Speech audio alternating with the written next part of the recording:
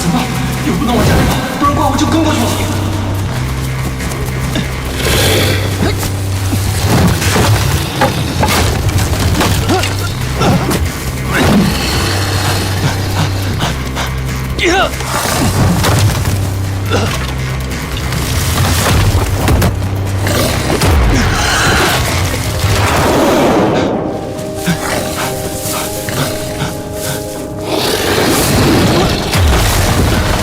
诡异迷踪。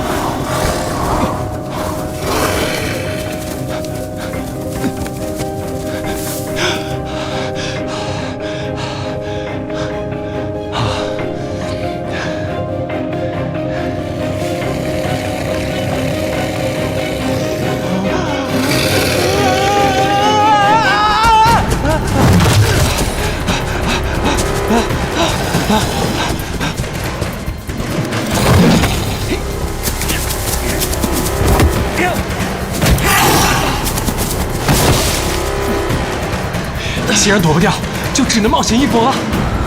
刺激魔通。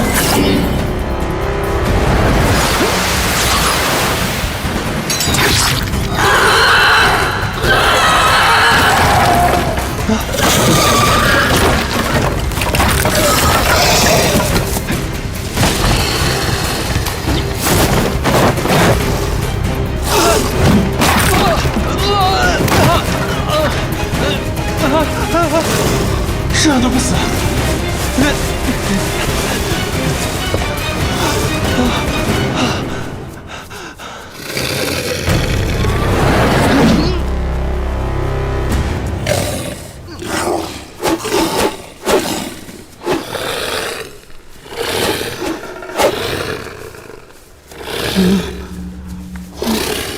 眼睛瞎了。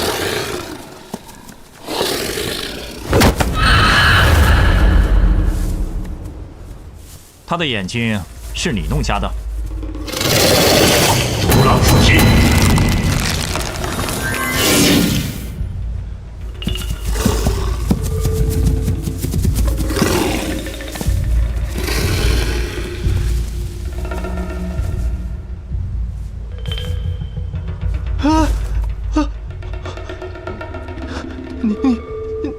你是人是鬼？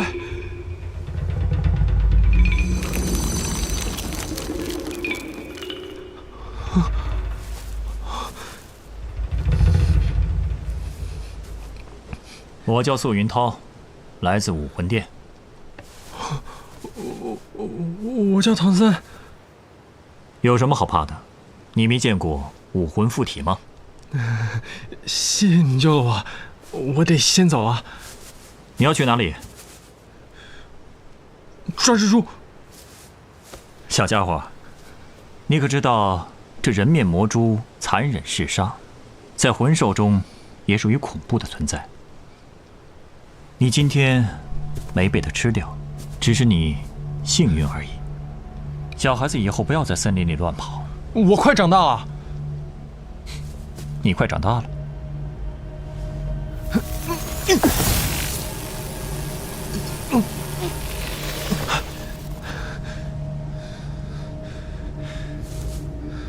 你连武魂都没有觉醒，居然能打瞎人面魔蛛的眼睛？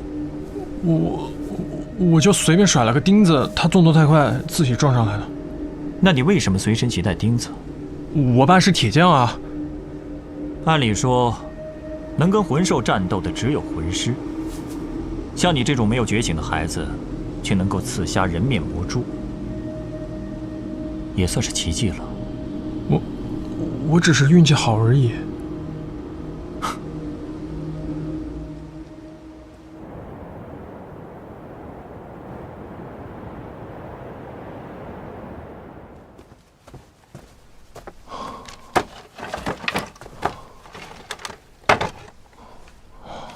武魂是内心力量的外在巨显。爸，我今天森林里看到好大好大一只蜘蛛，幸好有一个素叔叔出现救了我，他还给了我一本书。一开始我觉得这个人好奇怪，可是后来我才发现，原来最奇怪的是我们。哎，爸，您看这书靠不靠谱？这书上说啊，斗罗大陆上人人都有武魂。哎，爸，您去过除了咱们圣魂村以外的地方吗？酒没了。哦，我回头再去打点儿。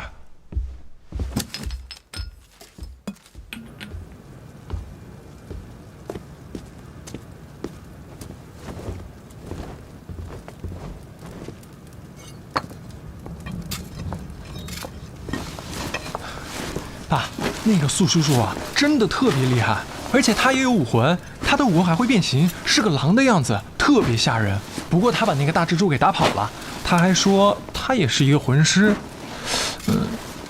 哎爸，您知道魂师吗？他还说他来自武魂殿。那大蜘蛛是什么魂兽？好像叫什么人面魔蛛，反正我是没有听说过。不过爸，今天我可是把那大蜘蛛打下了只眼睛。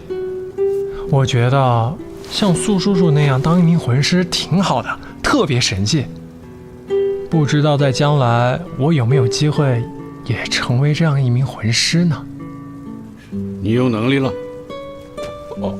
哦，我用了紫金魔瞳、诡异迷踪，还有一些暗器手法。那个家伙发现了吗？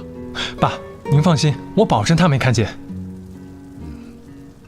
爸，这魂兽到底是什么？我在书里面没有找到相关内容。拥有魂环力量的神奇兽类，各式各样的都有。哦，那他们凶残吗？吃人吗？人有好坏，魂兽也一样。原来野兽也分好坏啊。魂兽不是野兽。哦，魂兽的聪慧远远超过普通野兽，而且活过10万年的魂兽，真的化身人形，到时候他们和人类就没有区别了。哦，那化成人形的魂兽多吗？魂师和魂兽天生对立，魂师无休止的捕杀魂兽，能活过10万年的魂兽，谈何容易啊！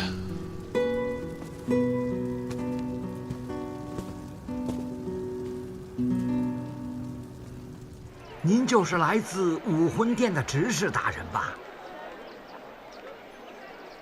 你们这个地方已经有很长时间都没有举行过武魂觉醒了吧？哎，圣魂村比较偏僻，路又不好，确实很久没有来魂师了。执事大人，我们能否有幸请武魂殿的人来进行武魂觉醒啊？我会在这个地方待上2天，以防止人面魔蛛去而复返。武魂觉醒，我可以做。哎呦，那谢谢执事大人了，我这就通知孩子们，让他们明天都过来。好。村子外面是山，山外面是河，这河水流向哪儿？流向外面的世界吗？这武魂世界到底什么样子呀？可能不像苏叔叔说的这么好。还是我们圣魂村安全，没有魂兽，也没有魂师。唐三，村长，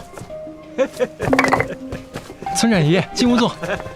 我就不进屋了啊！长话短说，明儿一早你醒了就到我家来。又来修屋顶啊？不是啊，是素云涛大人明天帮咱们村子举行武魂觉醒仪式。这武魂呐，就相当于咱们庄稼人种下的种子，被埋在每个人的心里。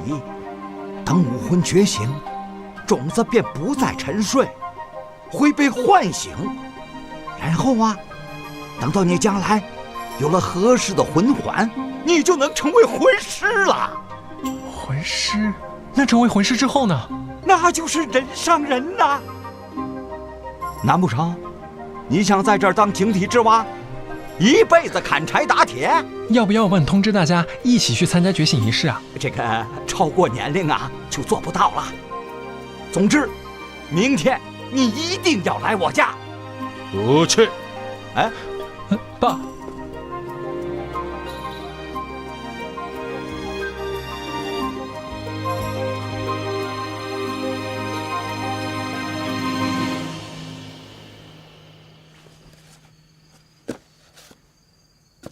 我要是今天能够多坚持坚持，说不定就可以自己安全逃出来了。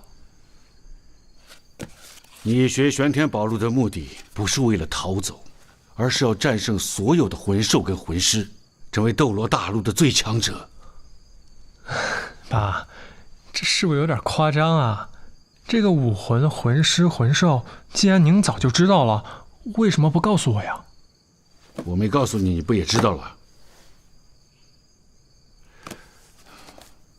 这本书你都背熟了吗？早就背下来了，一个字都不会错。哎，爸，您干什么呀？哎，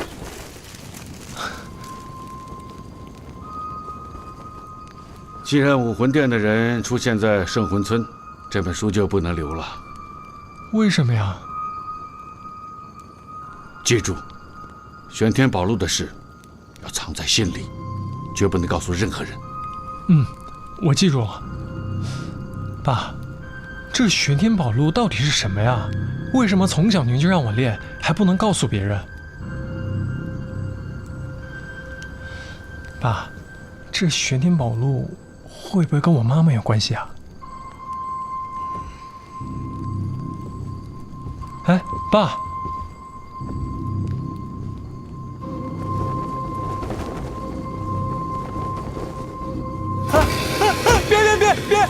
别吃我，我太瘦了，不好吃！别吃我！唐三，唐三，我在等你来。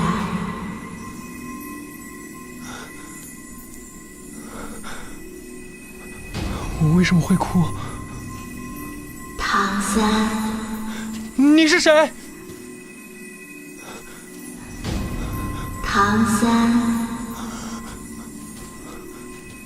唐三，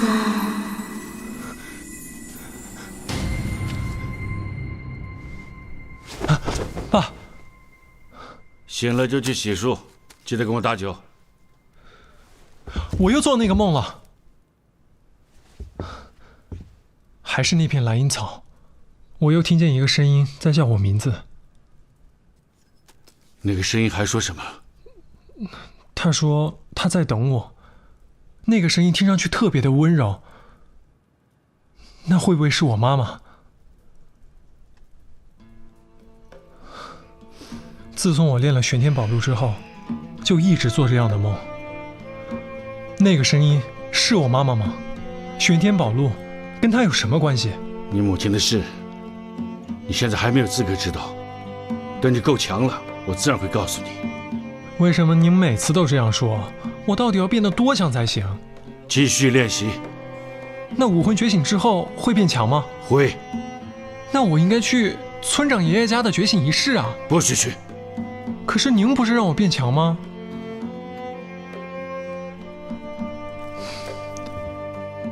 爸，我那本魂师技术手册呢？柴火不够，烧了。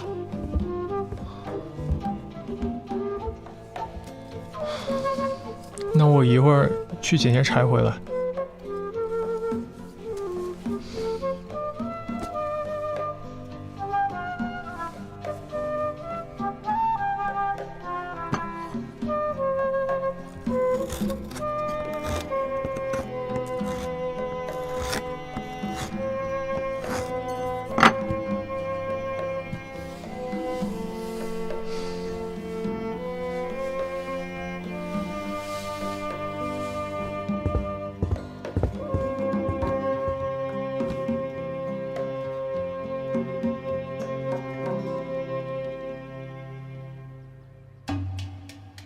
把注意力集中在手上。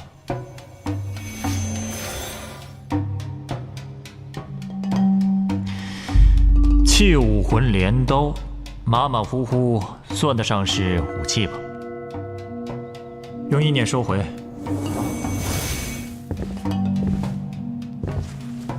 用右手摸上去。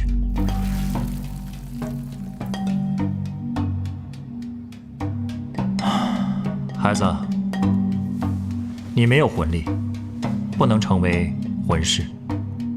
谢谢大人。有了武魂，还不能成为魂师吗？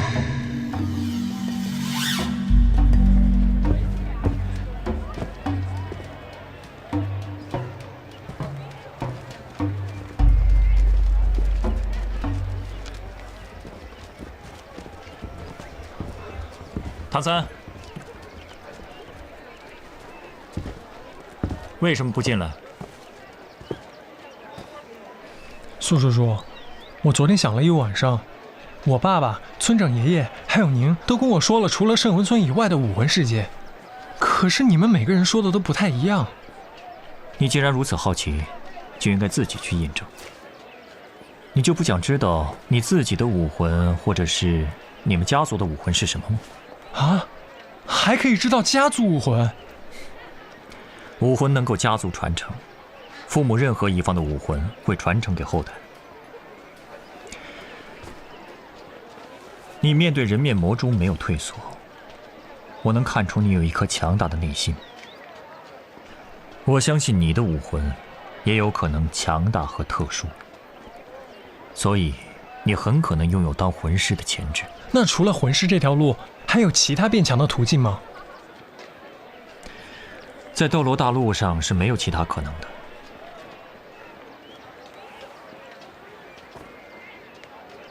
那我要变强，我要当魂师。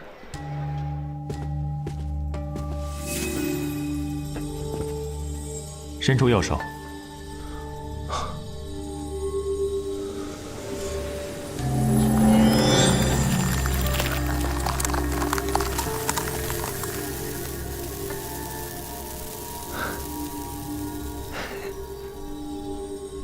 蓝银草，这怎么会是蓝银草？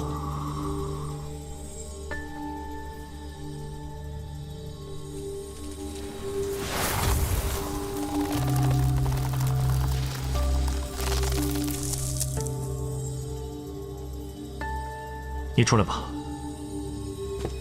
所以这就是我的武魂。这蓝银草是最常见的废武魂，不能攻击，不能防御，也没有辅助能力。拥有这种废武魂，是不可能成为魂师的。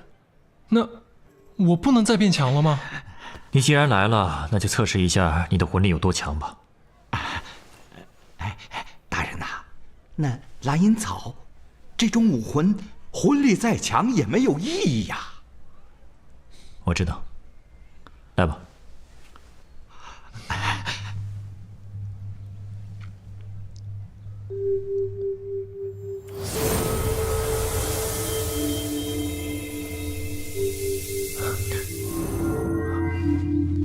天生满魂力，天生满魂力，万中无一呀！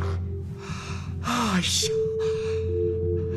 谢谢您让我知道了我的武魂，其实我还挺开心的。我爸还在等我捡柴回去，我先走了。村长爷爷，我走了。唐三，你想不想加入诺丁学院？可我这不是废武魂吗？你为什么不跟那个素云涛走？你又没答应，我不会走的。我不让你去那个觉醒仪式，可你一样去了。爸，我知道错了。可是那个素叔叔说我的武魂是传承您跟妈妈的，我去参加武魂觉醒仪式，也是想多知道一些我妈妈的事情。那你的武魂是什么？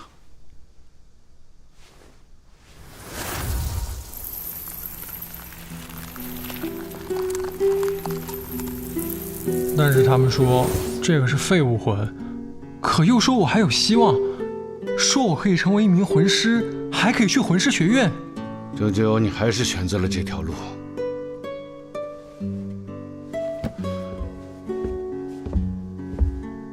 我答应你走，但有2个条件。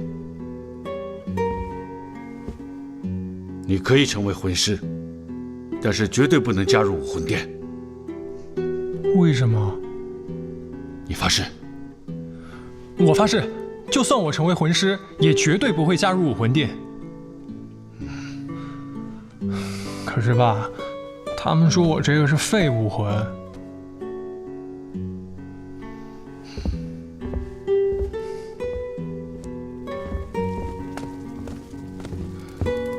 把炉火烧旺。你不是想知道玄玉手的作用吗？现在我就告诉你。哦。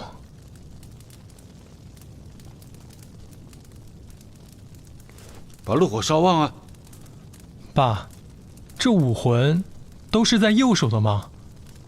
我今天在武魂觉醒仪式上，总觉得我的左手好像藏着什么东西。张开手掌，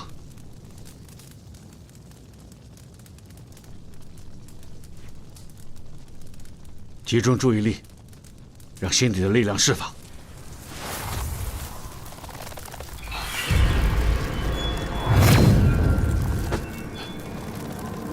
双生武魂，双生武魂很少见吗？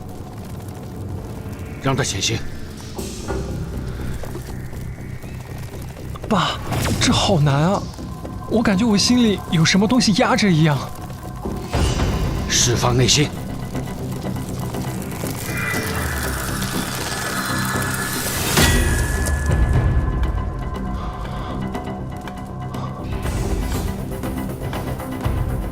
果然是昊天锤。昊天锤。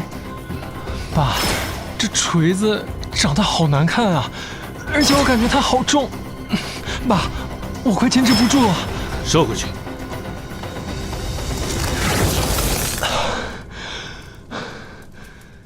左手这个武魂，不要让任何人看到。这锤子和蓝银草是传承您和我妈妈的吗？如果有一天，这锤子无法抑制，终要现身，那你要记住，这个锤子不是杀戮之器，它是为了守护而生。守护？守护什么？守护你的右手，保护你右手的蓝银草。记住，在你的未来，永远用你左手的锤子保护好右手的草，永远。我记住了，爸。你看着，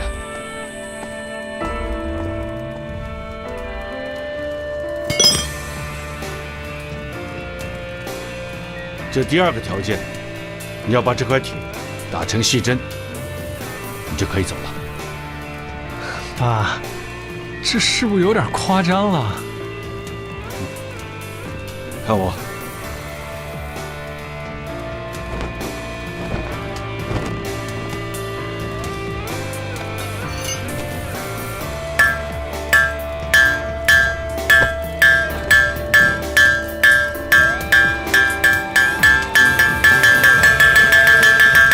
太快了，我看不清。用紫金魔瞳。哦。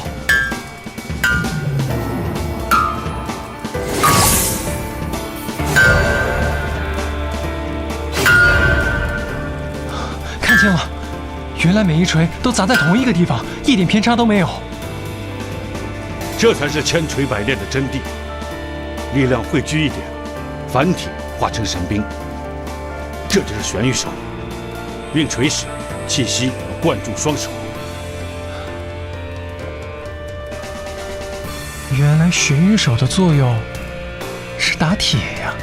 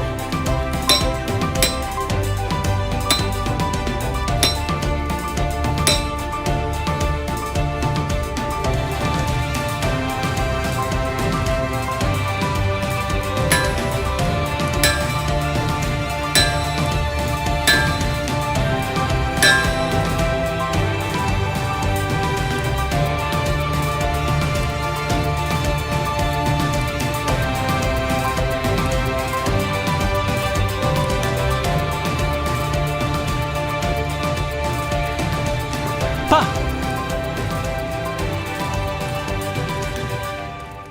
村长爷爷，我做到了。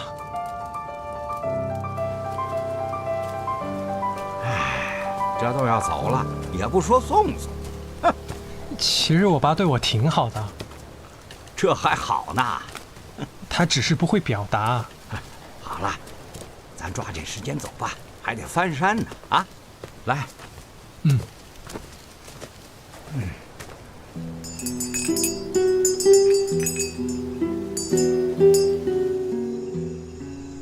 左手的锤，不要让人瞧见。玄天宝录这4个字，不要让人知道。你自己的路，自己去走。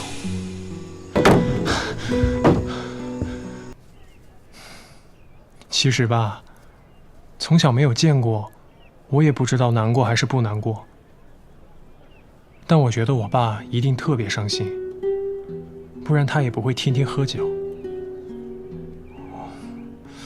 我想啊，我妈妈一定是一个特别温柔的人，所以我爸才会伤心这么多年。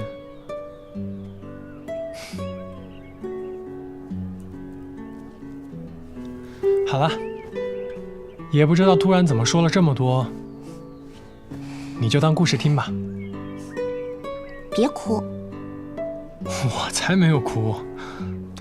大明跟我说过，每个生命都要去世的，只要你还记得他，他就会活在你内心。我猜你妈妈肯定活在你爸爸内心里，他们没有分开。嗯。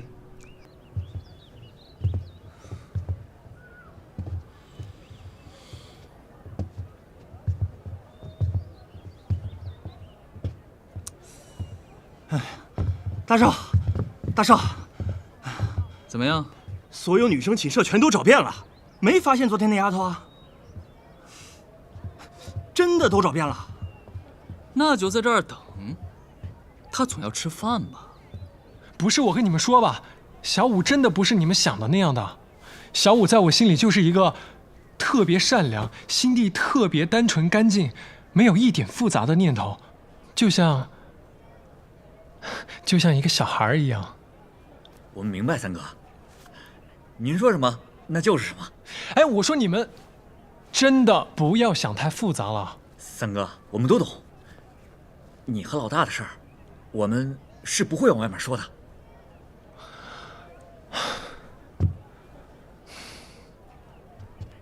王哥，老大被萧大少拦住了。真不记得我了？咱们昨天在门口见过的呀。小五，唐三，这边，他们说这边吃饭不要钱。堂兄弟，又是你。小五，你认识他吗？他说他昨天见过我，可是我记不起来了。小五是吧？你怎么会和7社的人在一块儿啊？我是他们老大呀。你是老大？对啊。真会开玩笑啊！我没开玩笑，因为我把他们都打败了。聊完了吗？我饿了，走吧，我们去吃饭。又怎么了？食堂的饭菜质量一般，那边有栋小楼是魂师会专用的，可以单独点餐。我是城主之子，所以可以带你一起用餐，不知道有没有这个荣幸？城主是你爹？没错。可你不是姓萧吗？所以呢？你看啊，城主是你爹，姓程，你姓萧，不对啊。小丫头，你胆子挺大呀，连城主大人都敢调侃。什么意思啊？什么意思啊？萧大少叫你呢，是给你面子啊！乖，过来。堂兄弟，我请他吃饭这事儿跟你没关系吧？小五，你想去吗？你去吗？我又不是魂师会的。我不去。那我也不去。听见没？他说他不去。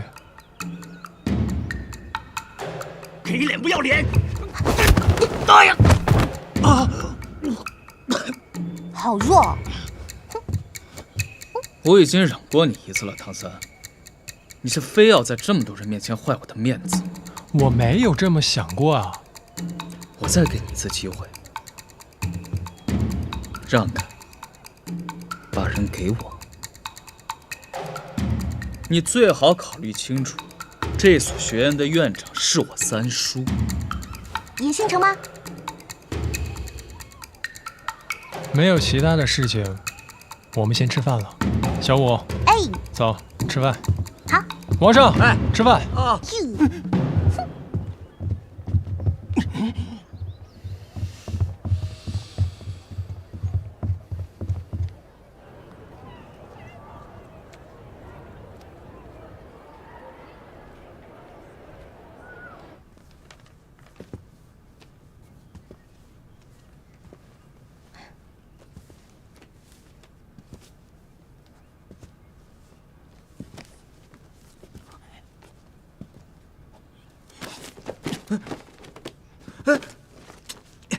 松开，给我松开！住手！竟敢作弊！哎，不是王胜，你怎么回事啊？啊，都说了不给你抄，不给你抄，你怎么还上手抢呢？他怎么说谎啊？你什么你？老师，是我承认错误，我没能及时阻止王胜作弊，我跟人说法。这是你抄我的。哎呀，行啦，老师，王胜的卷子他拿走的。我可以作证。不是，你们几个复课生找事儿是吧？你们要干什么？王胜、柳龙、季凌帆，现在给我出去！老师，我……其他人坐下继续考试。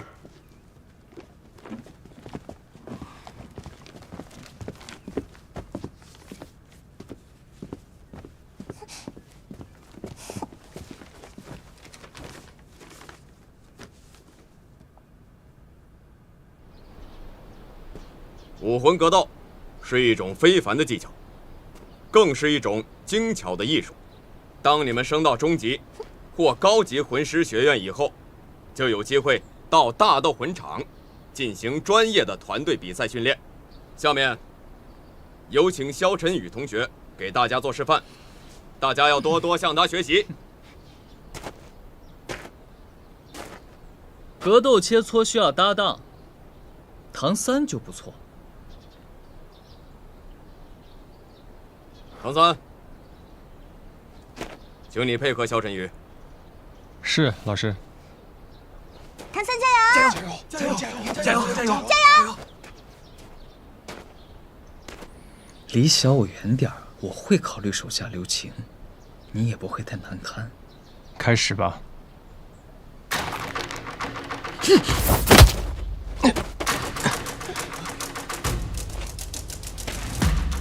大家没看清吧？没看清，再来一个好不好？对，再来一个，再来一个！我再示范一次。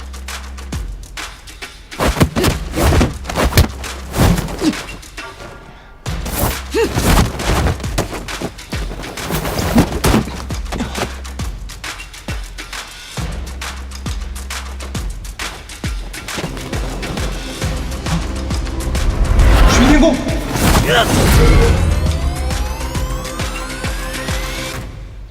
老师，他们以多欺少。好了，大家都站回去吧。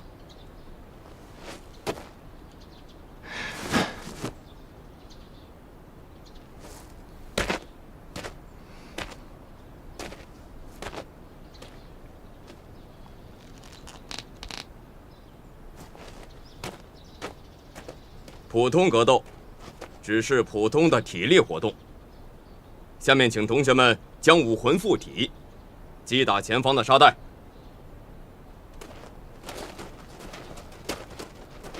你们要感知自己的武魂，把它当成你们身体的一部分。当你要伸展它时，就像是把自己的手脚伸展开一样。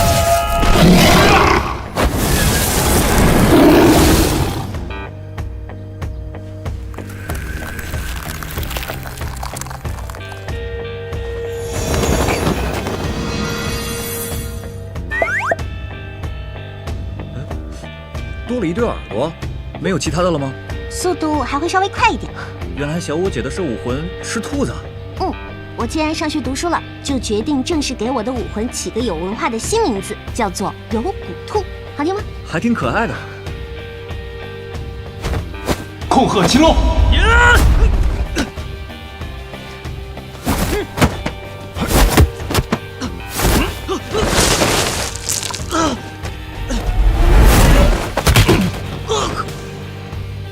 打架算我一个。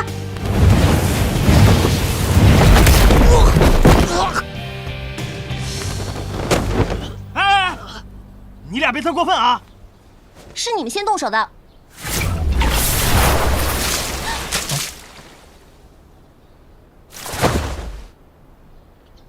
柳龙，萧晨宇的衣服脏了，带他回去换一下衣服。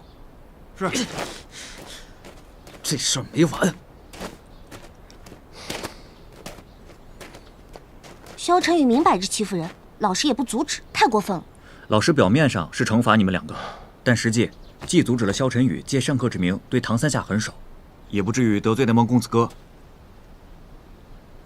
小五姐，你没事吧？没事，衣服一会儿就干了。三哥，我们下午还有工作，就先走了。嗯，去吧。小五，走。嗯，什么事儿？你这衣服湿了，会着凉的，我给你烘一下。好暖和，你的手为什么像炭火一样？不烫吗？我每天都会练习一些功法，时间长了就这样了。哦，也教教我呗。真的想学？嗯。这修炼呀，不是一朝一夕的事情。来，转过来，后面也得烘烘。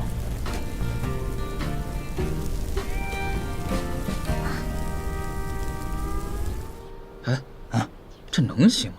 我已经在左前、中间、右前3处分别设下了埋伏，加上落叶的覆盖，简直是浑然天成，绝对不会被发现。现在就等他们过来啊，然后一脚踩到落叶下面的炮仗，然后就嘣，啪，丢！哎，他们到底什么时候来？现在天也不早了，你们呀抓点紧，干不完别走啊，明早我来验收。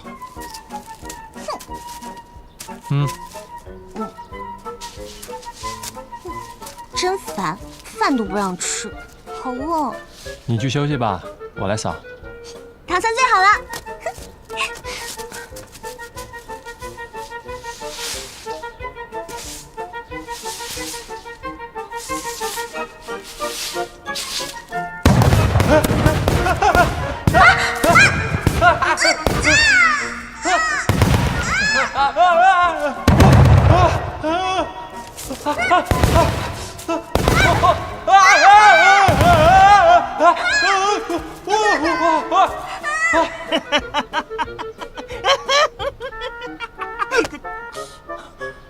你有病是不是？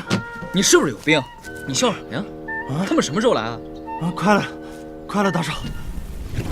好了，唐三小五，过来一下。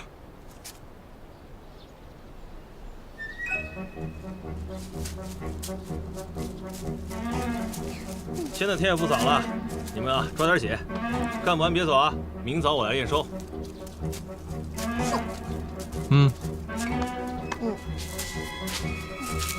真烦，饭都不让吃，好饿。你去休息吧，我来扫。唐三最好了。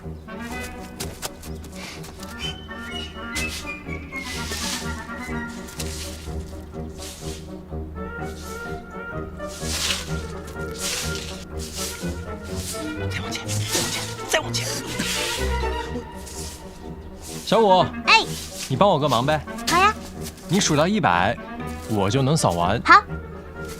1、2、3、40、45。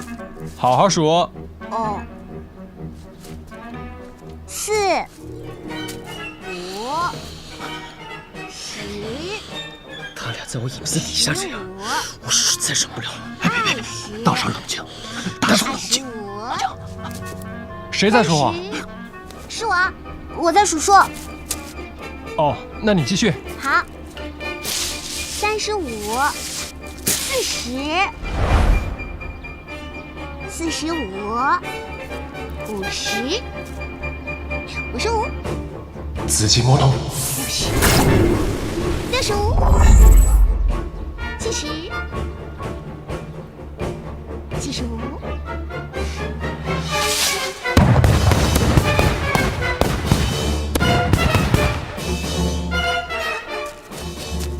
爆炸了，我去看看。哎，小五，你数到多少了？75。不数了。吃饭去吧，我也饿了。啊。你想吃什么？萝卜。萝卜。走。不扫了。扫什么啊？吃东西比较重要。走。对，走。我们现在不能出去。幸好他没有发现咱们。你傻呀？他们已经发现我们了。啊！他把陆爷和炮长一掌扫过来。可是我咽不下这口气。你还是咽下去吧。我果然没有看错，武魂殿绝对不会给一个废武魂发推荐令的。大少，我看呐，他这就是扮猪吃老虎，这都欺负到您头上来了，这都。不是，我不是那个意思啊，我的意思是说，大少您是城主之子，您身份尊贵，那唐三和那帮臭副科生，他算什么东西啊？啊，这几次三番明里暗里都欺负到咱们头上来了。我们几个输了不要紧，可您不能输啊！我现在能力不够，我打不过他们，也教训不了他们。大少，我有一计。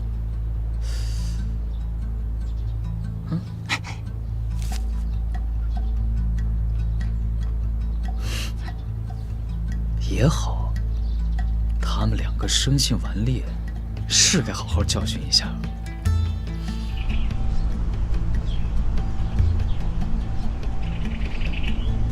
昨天的实战课，相信大家都有所收获。今天，我会根据每个人的具体情况，1对1进行指导，并且打分。小五，你先来。好。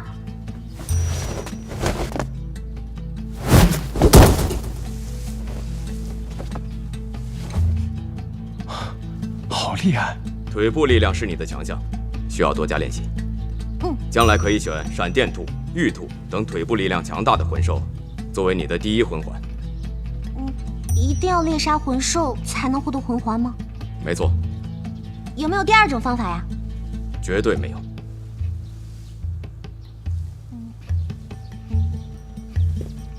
该你了，唐三。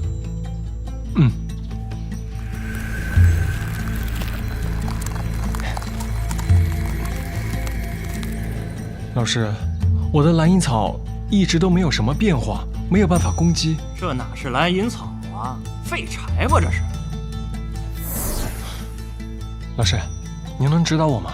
你的笔试成绩很好，也很聪明伶俐，但是，对于像蓝银草这样的废物魂，在实战方面，老师经验不足，爱莫能助。可是老师，我不想放弃。我要成为一名魂师。建议你研究武魂理论，深入研究，将来学有所成，说不定能成为理论大师。你可以像老师一样，当一名教师，总会有用武之地的。谢谢老师。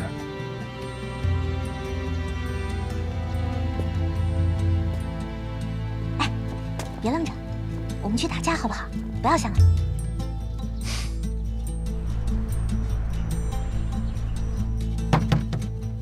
进来。大师，我想请问一下，为什么您说蓝银草不是废武魂？给你搬炷香的时间，长话短说，我还得去看大门。所有人都说蓝银草是废武魂。刚开始，我觉得任何一样事物都一定有它的特性和作用，哪怕是最为常见的蓝银草也不例外。可是经过这几天在学院的学习，每个人的武魂都有进步，可唯独我的蓝银草跟之前我武魂觉醒时的状态一模一样，一点变化都没有。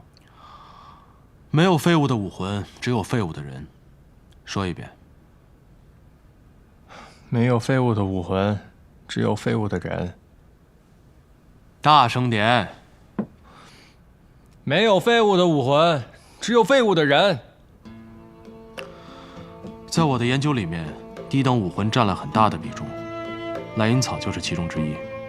它天生弱小，但也不是没有优点。蓝银草也有优点。你有没有观察过这种草的天然形态？那好，给你个作业，观察蓝银草。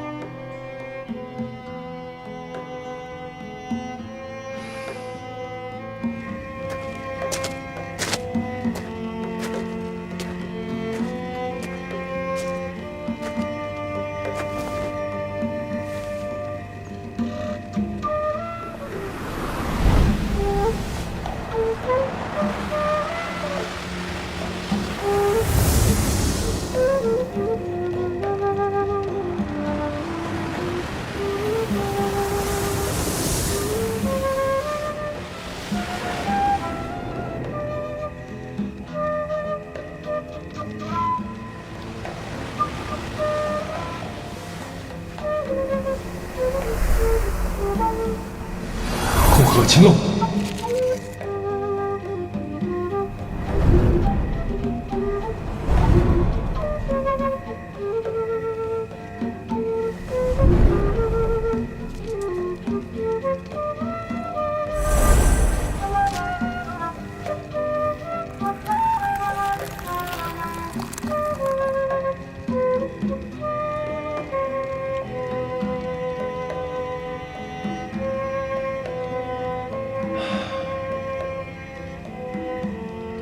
自从武魂觉醒后，玄天宫的功力始终没有提升，蓝银草也没有什么变化。唐三，我就知道你在这里。王胜他们准备了家乡特产，走，晚饭一起吃。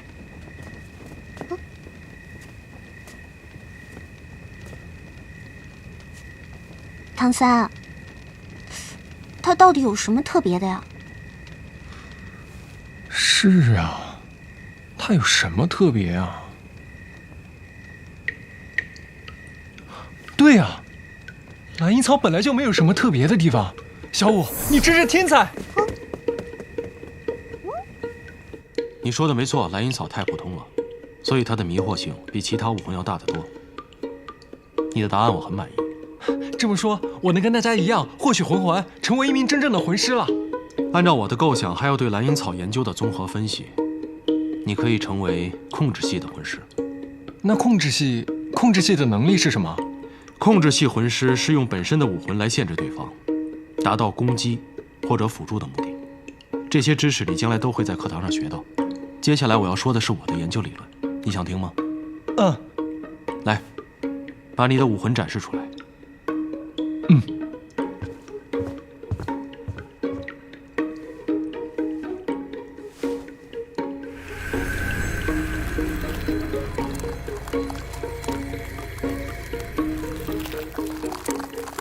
试着将它伸展开来。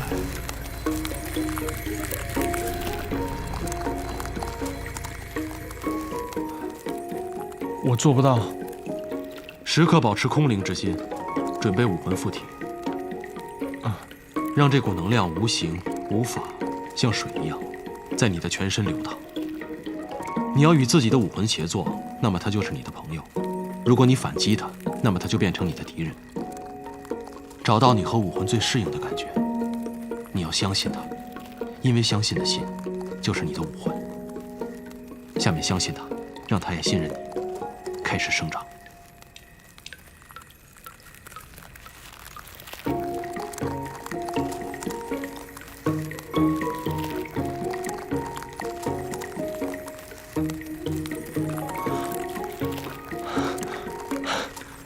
真的做到了。别分心，继续。蓝银草除了你刚才说的普通以外，还有3个优点。第一，蓝银草的使用对魂力的消耗相当小，比食物系武魂的消耗还小，所以你可以凭借自身的魂力大量的使用它。第二，蓝银草本身弱小，就令它不会对任何属性的魂环产生排斥。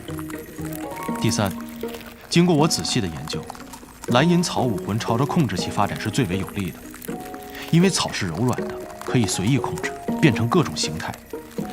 最简单的就是可以当做绳子来用，捆住敌人。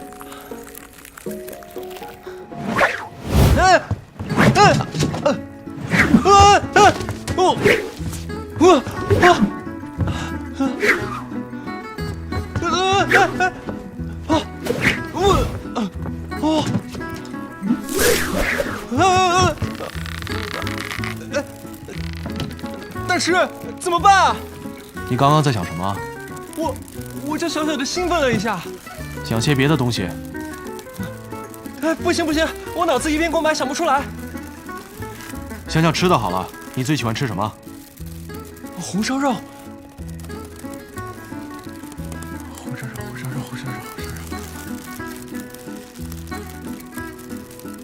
草怎么还没收回去啊？我没吃过呀，我只是听村子里的小伙伴说那个最好吃。想想办法呀，大师。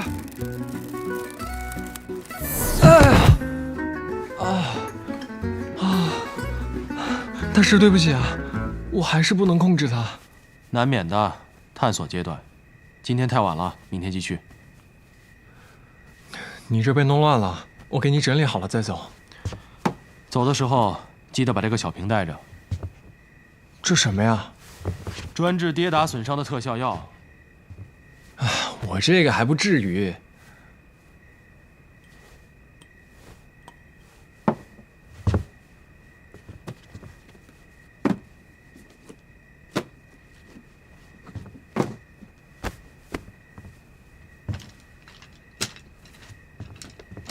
嘿，哎，我做到了。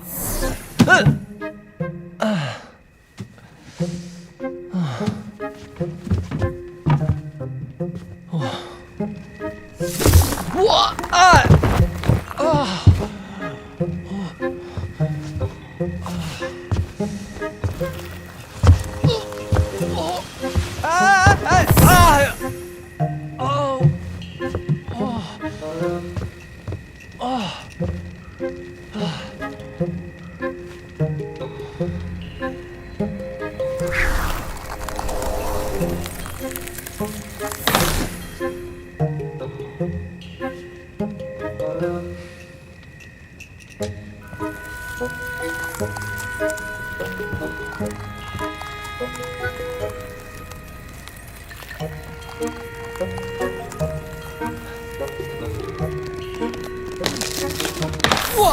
哎呀，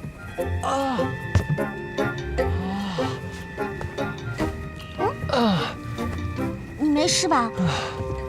哎，这么晚你不睡觉，干嘛呢？我在进行蓝银草的训练。哦，就是不断的跌下来，练习忍痛的能力。不，大师跟我说了，相信的心就是武魂。我在练习跟我的蓝银草适应彼此。可是上课的时候老师有讲过，武魂与我们同时存在，相依相伴。所以啊，我觉得即使你很晚才武魂觉醒，可它一直都在啊，还需要适应什么呢？大师是不是说错了？起码在大师的指导下，蓝银草已经可以生长了，这也算进步吧。哎，你一个人练习多无聊啊，要不我陪你打？来。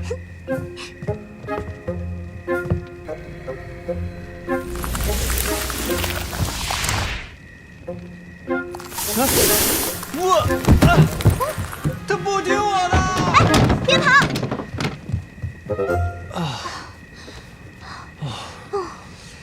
我现在总算知道大师为什么给我这瓶特效药了。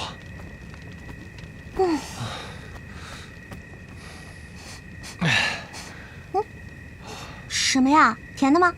我能喝一口吗？药可不能随便乱喝。哎呦，你看我陪你练了这么久了，你看我腿都肿了，你看。那你只能喝一口。好。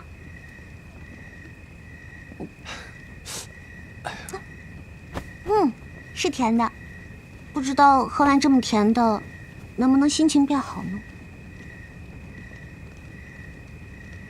心情不好啊？晚饭的时候，王生跟我说，魂师会明天下午竞选老大，我就报名，成为了候选人。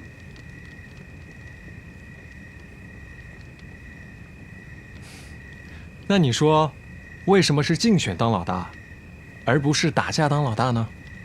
你也觉得很奇怪，对不对？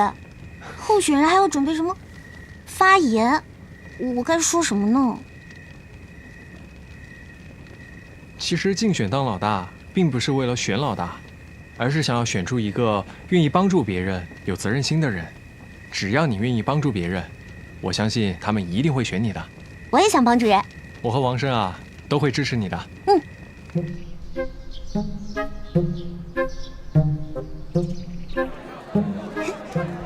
我去给你买一件特别好看的衣服。好。哎，你看前面那家铁匠铺做的武器可厉害了，我到时候。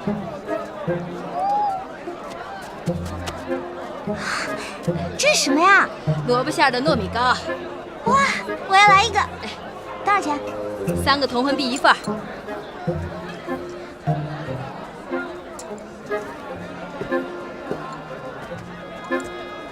想吃东西又还没钱，看我的！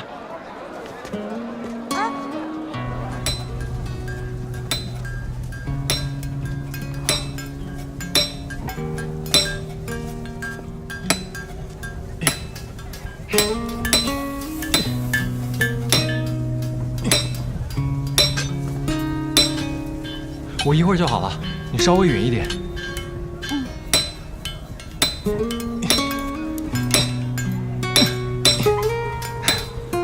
这是谁教你的呀？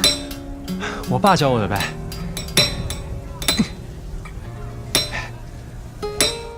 三叔，扣除津贴钱，能不能先把这个月的工资给我结了呀？叔啊，给你涨点工钱。谢谢三叔。有钱了，吃好吃的。耶，糖蒜最好了！走走走。那你吃吧。哎呦，我不吃，你吃你吃。没事，你吃你吃。哎呦，你快吃吧。那我吃了。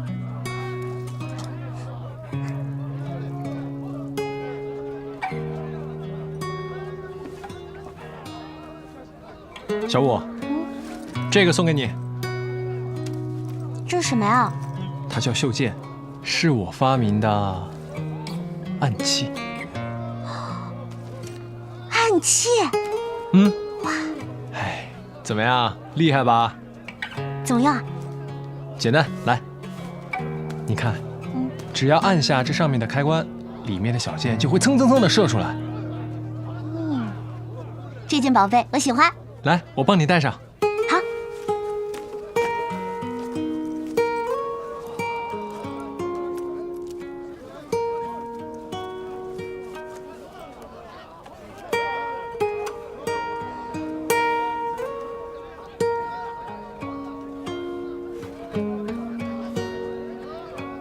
小五，你放心，这上面有保护装置，不会伤到你。